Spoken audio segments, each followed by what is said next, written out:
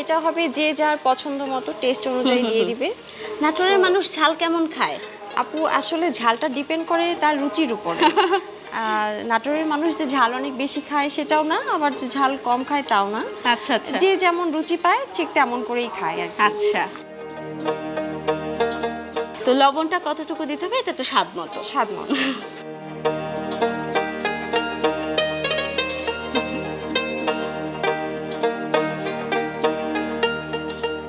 মোটামুটি তো কষেই এসেছে বলা যায়। জি, তো এবার কষে এসেছে। রান্নায় পর্বে কি করতে হবে বলেন? এবার আমরা গরু গোস্তটা দিয়ে দিব।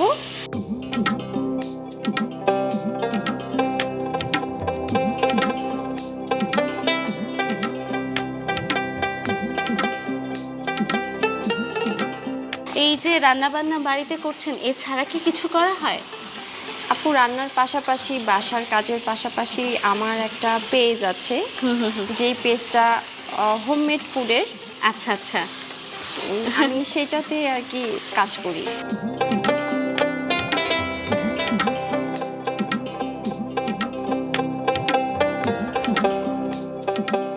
মাংস থেকে কিন্তু বেশ খানিকটা পানি ছেড়ে দিয়েছে। বেশ খানিকটা পানি ছেড়েই দেয় বলা যায় মাংস, তবে আরেকটু পানি তো দেয়া লাগবে সেদ্ধ হওয়ার জন্য। একটু পানি দিয়ে এটাকে সেদ্ধ হতে দিতে হবে। গরুর মাংস সেদ্ধ হতে একটু সময় লাগে, বেশ ভালো সময় লাগে। আচ্ছা, এবার ঢেকে দেব। আচ্ছা আপু, চুলার পার অনুষ্ঠান কি দেখা হয়? জি আপু, চুলার পাড় অনুষ্ঠানটা দেখা হয় এবং আমার ভালোও লাগে। ভালো লেগেছিল পাপড়ি আপুর রান্নাঘরের যে মাছের কোপ্তা পোলাওটা ছিল, ওইটা আমার বেশ ভালো লেগেছিল। বাসায় করা হয়েছিল? বাসাতেও ট্রাই করেছিলাম, বাহ, ভালো লেগেছিল। বাচ্চারা ভালো মতো খেয়েছিল। আসলে আমার নিজের মাছ তো কাছেও ভালো বাচ্চারা লেগেছিল। একদম খেতেই